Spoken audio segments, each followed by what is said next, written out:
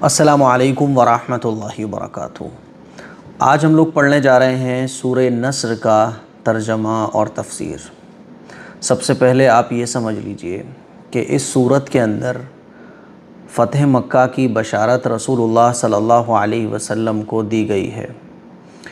مکے کے اندر رسول اللہ صلی اللہ علیہ وسلم اور صحابہ اکرام کو خوب ستایا گیا، ہر طرح کی پریشانی، ہر طرح کی پرابلم دی گئی۔ جس طرح سے بھی وہ رسول اللہ صلی اللہ علیہ وسلم سے انتقام لے سکتے تھے، جو ان کی طاقت میں تھا، وہ انہوں نے حضور علیہ الصلوۃ والسلام کے ساتھ اور صحابہ کے ساتھ کیا۔ جب رسول اللہ صلی اللہ علیہ وسلم مجبور ہو گئے اور مکے میں رہنا دشوار ہو گیا، تو پھر حضور علیہ الصلوۃ والسلام نے مکے سے مدینے کی طرف ہجرت فرمائی۔ 13 سال رسول اللہ صلی اللہ علیہ وسلم مکے میں رہے اور 8 سال رسول اللہ صلی اللہ علیہ وسلم مدینہ میں رہے۔ یہ صورت مدینہ میں نازل ہوئی اور صحابہ اکرام اللہ کی مدد کے منتظر تھے، تو اللہ تعالیٰ نے رسول اللہ صلی اللہ علیہ وسلم کو بشارت دی کہ مکہ اب بہت جلد فتح ہونے والا ہے اور اللہ کی مدد آنے والی ہے، اور آپ علیہ الصلوۃ والسلام جس مقصد کے لیے اس دنیا میں بھیجے گئے تھے، آپ علیہ الصلوۃ والسلام کا وہ مقصد پورا ہونے والا ہے۔ تو اس صورت کے اندر فتح مکہ کی بشارت دی گئی اور اللہ کی مدد کی خوشخبری سنائی گئی، اور یہ بھی بتایا گیا کہ اب وہ وقت آنے والا ہے کہ لوگ جماعتوں کی جماعتیں، گروپ کے گروپس، سینکڑوں کی تعداد میں اب لوگ اسلام کے اندر داخل ہوں گے اور اللہ کی مدد اب آنے والی ہے۔ زیادہ تر مفسرین کا یہی کہنا ہے کہ یہ صورت فتح مکہ سے پہلے نازل ہوئی، حضور علیہ الصلوۃ والسلام کے اس دنیا سے پردہ فرمانے سے تقریباً 2 سال پہلے۔ اچھا، کعبہ شریف جو تھا نا، تو کعبہ شریف ایک ایسی عبادت گاہ تھی جو تمام عربوں کی مشترک تھی، یعنی تمام عرب جو تھے نا، وہ کعبے کو اپنی عبادت گاہ مانتے تھے، لیکن قریش نے اس پر قبضہ جما رکھا تھا، ہے نا۔ اسی وجہ سے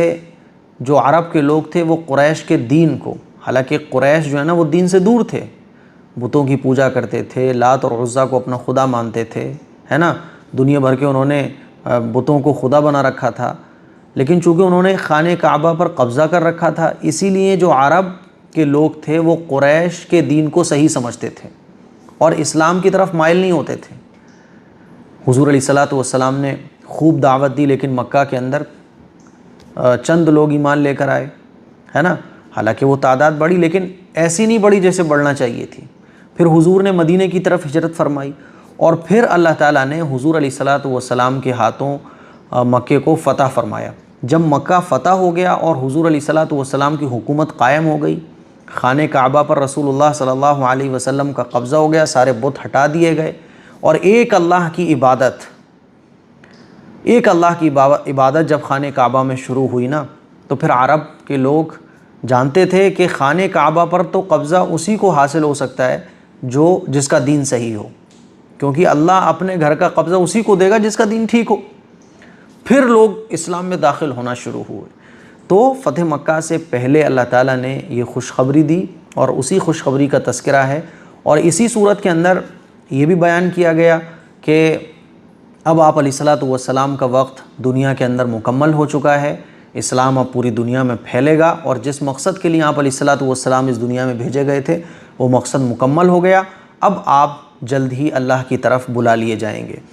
جب یہ صورت نازل ہوئی تو صحابہ اکرام خوش ہوئے کہ اب اللہ کی مدد آنے والی ہے، مکہ فتح ہوگا، ہے نا۔ لیکن فسبح بحمد ربک واستغفر، آگے کی جو آیت ہے نا، جب یہ آیت نازل ہوئی اور حضرت ابن عباس رضی اللہ تعالیٰ عنہ جو کہ حضور کے چچا تھے، تو وہ رونے لگے یہ آیتیں سن کر، کیونکہ وہ سمجھ گئے کہ آپ علیہ الصلوۃ والسلام اب ہمارے بیچ سے جانے والے ہیں، ہے نا۔ اور ایک بات یہ بھی سمجھ لیجئے کہ یہ جیسے سورہ فاتحہ پہلی ایسی صورت ہے قرآن مجید کی جو مکمل نازل ہوئی، اسی طرح سے سورہ نصر آخری ایسی صورت ہے جو مکمل نازل ہوئی، اس کے بعد پھر کوئی مکمل صورت نازل نہیں ہوئی، ٹھیک ہے۔ چلیے اب ترجمہ اور تفسیر اس صورت کا پڑھتے ہیں۔ اعوذ باللہ من الشیطان الرجیم، بسم اللہ الرحمن الرحیم۔ اذا جاء نصر اللہ والفتح، جب اللہ کی مدد آ جائے اور مکہ فتح ہو جائے، یعنی مکہ فتح ہوگا، اور جب ایسا ہو جائے، اللہ کی مدد آ جائے، مکہ فتح ہو جائے، تو پھر کیا ہوگا پتہ ہے آپ کو؟ اللہ فرماتا ہے وَرَأَيْتَ النَّاسَ يَدْخُلُونَ فِي دِينِ اللَّهِ أَفْوَاجًا، اور آپ لوگوں کو دیکھیں کہ وہ اللہ کے دین میں فوج در فوج داخل ہو رہے ہیں، گروہ کے گروہ داخل ہو رہے ہیں۔ تو کیا کرنا ہے؟ اللہ آگے بیان فرما رہا ہے، یعنی اللہ حضور کو یہ بتا رہا ہے کہ دیکھو مکہ فتح ہوگا اور اللہ کی مدد آنے والی ہے، اور آپ دیکھ لو گے کہ لوگ گروہ کے گروہ بنا کر اسلام میں داخل ہوں گے۔ تو اللہ کہہ رہا ہے اب آپ کا اے پیغمبر، اے ہمارے پیغمبر، اب آپ کا وقت اس دنیا میں مکمل ہو گیا، اب آپ اللہ کی تسبیح بیان کیجئے، استغفار کیجئے اور اللہ سے خوب توبہ کیجئے، ہے نا؟ تو اس میں ایک طرف خوشخبری ہے، دوسری طرف اللہ کے نبی کو یہ بتانا بھی ہے کہ اب آپ ہماری طرف آنے والے ہیں۔ تو اذا جاء نصر اللہ والفتح، جب اللہ کی مدد آ جائے اور فتح آ جائے، مکہ فتح ہو جائے، وَرَأَيْتَ النَّاسَ يَدْخُلُونَ فِي دِينِ اللَّهِ أَفْوَاجًا، اور آپ لوگوں کو دیکھیں کہ وہ اللہ کے دین میں گروہ در گروہ، گروہ کے گروہ بن کر، فوج در فوج، گروپ کے گروپس اسلام میں داخل ہو رہے ہیں، ہے نا؟ اسی لیے آپ دیکھیے کہ جب مکہ فتح ہوا تھا نا، تو حضور علیہ الصلوۃ کے ساتھ 10,000 تقریباً صحابہ اکرام تھے، اور جب مکہ فتح ہو جانے کے بعد حضور علیہ الصلوۃ نے حجۃ الوداع میں جب خطبہ دیا تھا نا، تو 1,00,000 سے زیادہ صحابہ اکرام تھے، یعنی اتنے لوگ اسلام میں داخل ہو گئے تھے، ایک ایک وقت میں 200، ہزاروں، 2,000، اس طرح سے اسلام میں لوگ داخل ہوتے تھے۔ اللہ آگے فرماتا ہے فَسَبِّحْ بِحَمْدِ رَبِّكَ وَاسْتَغْفِرْ، تو آپ اپنے رب کی خوبیوں کے ساتھ پاکی بیان کریں اور اس سے گناہ بخشوائیں، یعنی استغفار کریں۔ حالانکہ حضور علیہ السلام بخشا ہے، معصوم، پیغمبر معصوم ہوتے ہیں، اللہ تعالیٰ ان کے تمام گناہوں کو معاف فرما دیتا ہے، ویسے پیغمبر سے غلطی ہوتی نہیں، اور اگر بھول چوک کوئی ہو بھی جائے تو اللہ معاف فرما دیتا ہے، لیکن یہ حضور کو جو کہا جا رہا ہے کہ آپ اپنے رب کی پاکی بیان کیجئے، استغفار کیجئے، یہ اصل میں امت کو تعلیم دینا ہے کہ دیکھو جب پیغمبر کو یہ تعلیم دی جا رہی ہے تو امت کو مشکل حالات میں اور اچھے حالات میں اللہ کی حمد و ثنا اور استغفار کتنی کرنا چاہیے، آپ اندازہ کر سکتے ہیں۔ آگے اللہ ارشاد فرماتا ہے اِنَّهُ كَانَ تَوَّابًا، بلا شبہ اللہ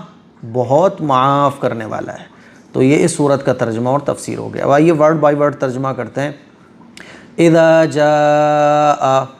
جب آ جائے، نصر اللہ، اللہ کی مدد، والفتح، اور مکے کی فتح، ورأیتن، اور آپ دیکھیں، ناسا، لوگوں کو، ورأیت الناس، اور آپ دیکھیں لوگوں کو، یدخلون، داخل ہو رہے ہیں، فی دین اللہ،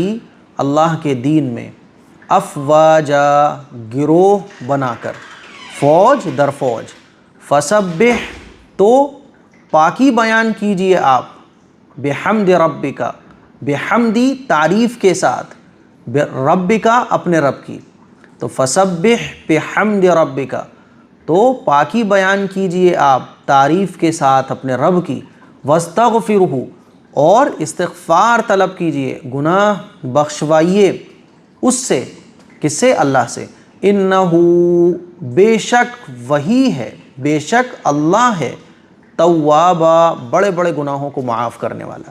تو یہ سورہ نصر کا ترجمہ اور تفسیر ہو گیا۔ مجھے امید ہے کہ آپ کو بہت اچھے سے سمجھ آ گیا ہوگا اس صورت کا